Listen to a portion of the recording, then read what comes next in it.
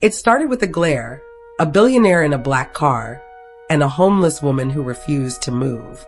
Rain pounded the sidewalk, but her eyes didn't flinch. She knew his face and his secret. What she said next didn't just shake him.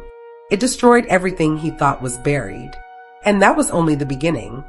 It was just past 7 a.m. when Cole Harrington's matte black Range Rover slid to a stop in front of his corporate tower. The pavement still shimmered from the early drizzle, and the sky above was a dull slate, heavy with clouds that hadn't made up their mind. Cole, crisp in his tailored navy suit, didn't look tired, he looked prepared. Always. Hair slicked, Rolex firm on his wrist, face unreadable. Another day of decisions. Another round of handshakes he didn't believe in. But today something was off. His usual valet spot, always waiting, always clear, was occupied. There she sat. A woman. Maybe late 40s, maybe early 60s. It was hard to tell through the weather lines, the layered coat 2 sizes too big, and the wool cap pulled low over salt and chestnut hair. She wasn't begging. She wasn't panicking. She was just there, sitting cross-legged on a flattened cardboard box, sipping from a cracked thermos, her eyes calmly fixed on the rhythm of the city. Cole lowered the window, irritation rising like steam. "Excuse me," he called, voice clipped. "You can't sit here." The woman looked up, slow and deliberate, as if she'd been waiting to be spoken to. Her eyes, an almost unnatural blue, met his. Calm, unapologetic. "I'm not bothering anyone," she said. Cole blinked, caught off guard. "This is private property." She gave a small shrug. "Sidewalk's public. You're the one in the car." Behind him, impatient honks. His driver shifted nervously. Rain tapped against the hood. Cole leaned back, jaw tight. "Find somewhere else."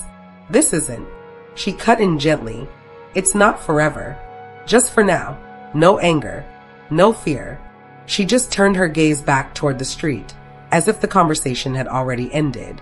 For a second, Cole stayed frozen. Something about her unsettled him. Not her appearance, not her attitude, but the absence of need. She wasn't asking for money. She didn't look impressed by the man stepping out of a 6-figure vehicle. She didn't care. "Just drive around," Cole finally muttered to the driver. The Range Rover pulled away, but he kept glancing at the rear view, watching the figure shrink behind him. That morning, during boardroom reports and fiscal reviews, her voice replayed in his head. "You're the one in the car." A simple statement, but something about it, something in her tone, made him feel like he was the one out of place. And he had no idea that this quiet woman had seen his face before, had known his name long before he ever noticed hers. And what she carried wasn't just a thermos and a notebook. It was the one secret he thought he buried for good. The next morning, Cole arrived 10 minutes earlier. Not because he had to, he never did, but he needed to see. Sure enough, she was there again. Same spot, same calm presence. But this time, she wasn't sitting. She was writing. A small, battered notebook rested in her lap, its pages yellowed and curled. Her pen moved steadily, like she wasn't scribbling random thoughts, but carefully carving out something real. A story, maybe, or memories. Cole stood at a distance, one foot still in his car, watching her like someone studying a puzzle piece that doesn't quite fit.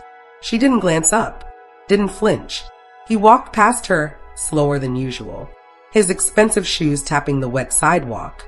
She didn't say a word, just wrote. Inside the lobby, his assistant greeted him with the usual cheerful stats.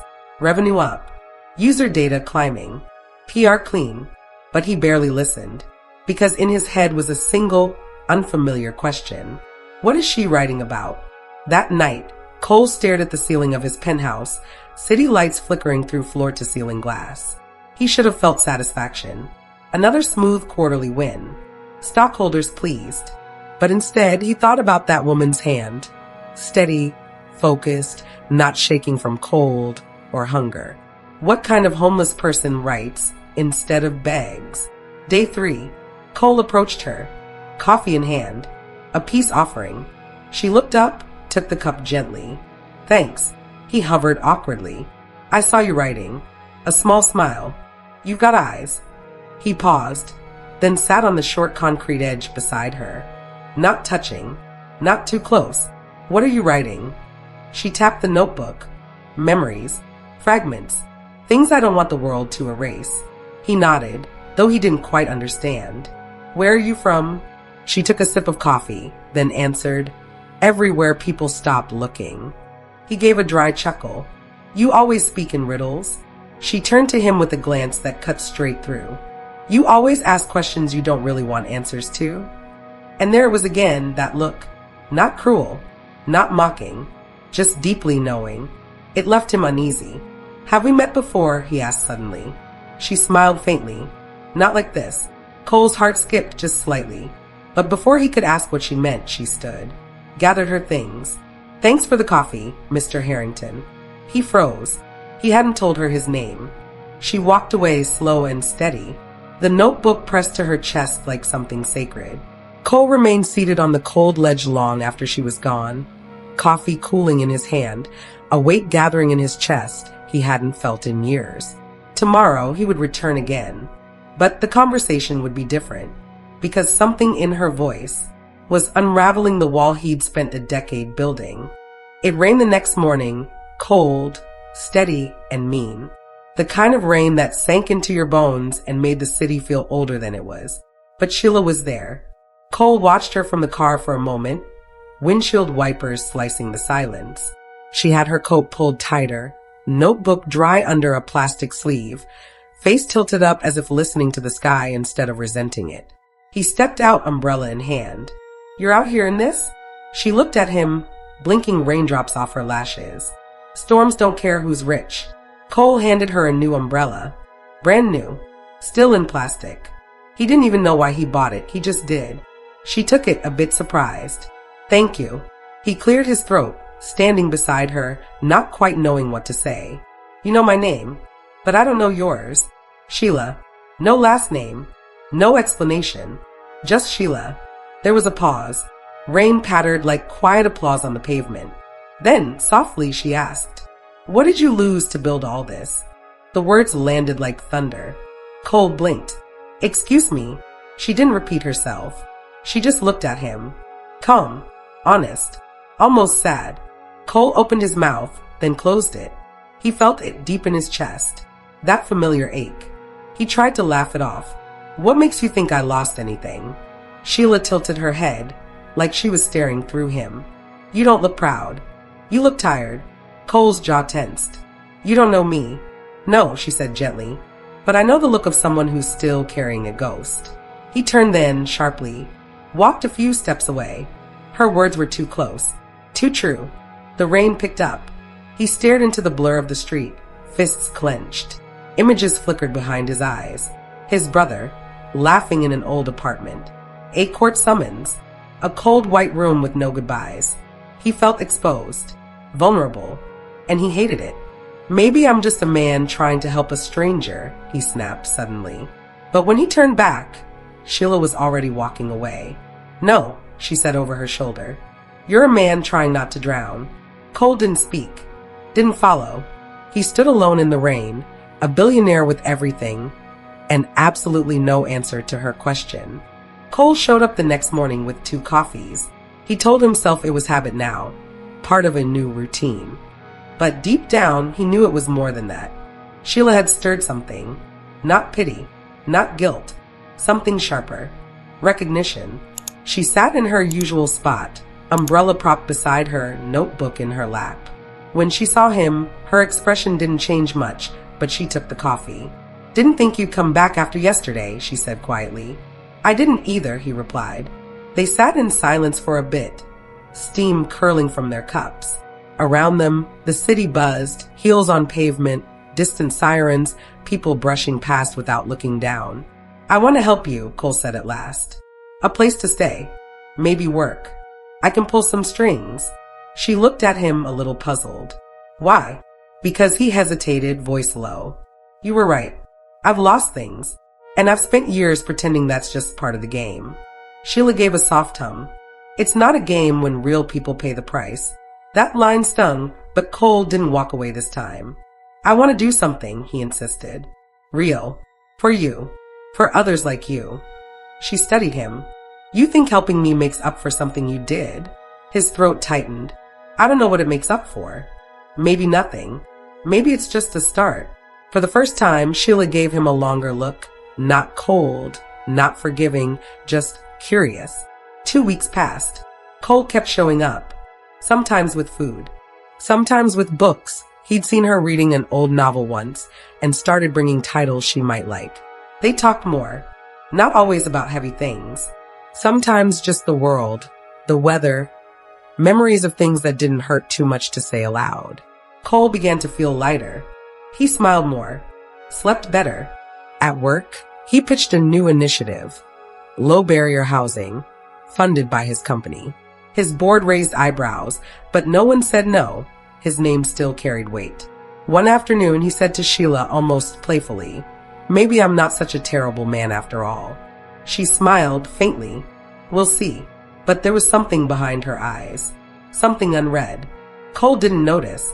He was too focused on the hope, too sure he was making things right, too convinced he finally understood the story. But he didn't. Not yet. Because Sheila hadn't told him her secret. Not the one in her notebook. Not the one in her eyes. And it was the one truth that could burn everything he'd built to the ground. It was a quiet Tuesday. Warm sun broke through the usual city gray. And for once, Sheila wasn't in her usual place. Cole noticed immediately. He waited. An hour. 2. Took calls on the bench nearby, glancing toward the corner every few minutes like a man scanning for a missed connection. Then, just as he stood to leave, he saw her, coming from the alley behind the bookstore, notebook in hand. He smiled with relief. "You had me worried." She gave a soft chuckle. "I didn't know I had that kind of power." They sat together again, shared another quiet moment. Then Sheila closed her notebook slowly and turned to him. Her expression wasn't cold, but it wasn't warm either. "Cole." He blinked. She almost never used his name. "You don't remember me, do you?" He froze. The light mood vanished like breath on glass. "No," he said slowly, heart picking up. "Should I?" She didn't answer right away, just opened her notebook to a worn newspaper clipping, folded between the pages. It was old, yellowed. A headline: Harrington AI scandal leaves hundreds unemployed.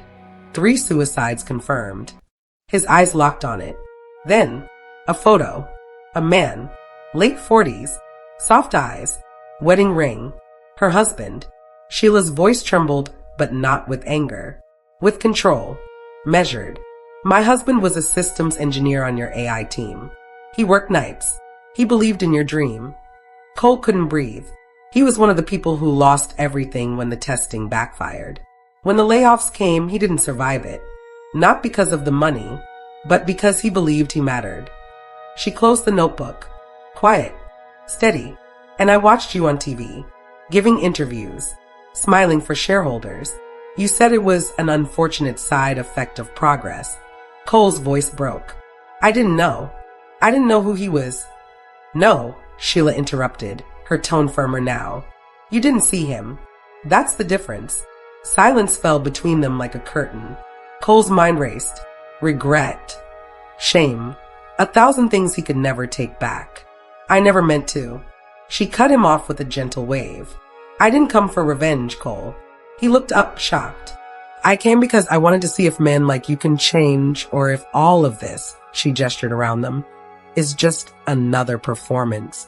And just like that, she stood, left him sitting on the cold ledge, hands shaking, world spinning. Everything he'd done, the coffees, the books, the donations, suddenly felt like patches on a wound he never dared look at. Now the wound was open and bleeding truth. The rain returned the next day, harder than before. Thick drops drummed against the rooftops, slid down skyscraper glass like tears refusing to fall quietly. Cole stood alone, coat soaked through, on the rooftop of his high-rise. Not the boardroom, not the press floor, just high enough to feel small. Sheila had agreed to meet him there. He had asked for one conversation, one real one. When the door opened and she stepped out, hood up, soaked sleeves clinging to her arms, he felt that ache in his chest again. She didn't speak first. She waited. He turned toward her, eyes bloodshot, voice low. "I was 27 when I got that funding deal. Everyone said we were going to change the world. I believed it. I was obsessed with it. Sheila didn't move. Her eyes, even through the rain, were clear. We pushed too fast, he said. The system wasn't ready. We knew it. But I wanted the headline more than the warning signs. And when things collapsed, I told myself people would bounce back. They always do, right? His voice cracked. I didn't go to the funerals. I told myself I'd just make something better, that it would justify the loss. A pause. The rain was deafening now, but it never did. And then I buried it. I buried him. I buried you. Sheila stepped closer, still silent.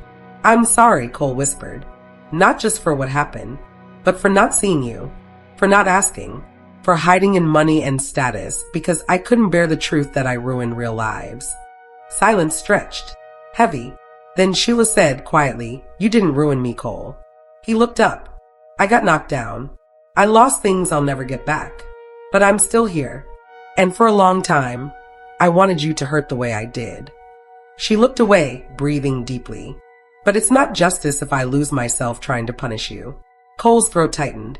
So you forgive me, he asked, almost childlike. She met his eyes. I forgive myself for carrying your mistakes. I let go of them. That's not the same thing as letting you off the hook. A long beat.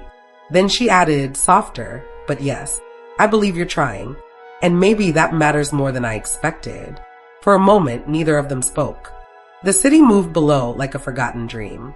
And in the rain, with no cameras, no headlines, no boards watching, a billionaire wept, and a broken woman stayed standing. 1 week later, Cole Harrington disappeared from the headlines. No scandal, no expose, no dramatic fall, just a quiet press release. Cole Harrington resigns. Majority of personal fortune donated to public housing and mental health reform. Reporters swarmed his office, speculating wildly. Burnout, secret illness, quiet shame. But he gave no interviews. He was just gone. In a small, sunlit apartment on the east side of the city, Sheila stood in front of a second-hand bookshelf.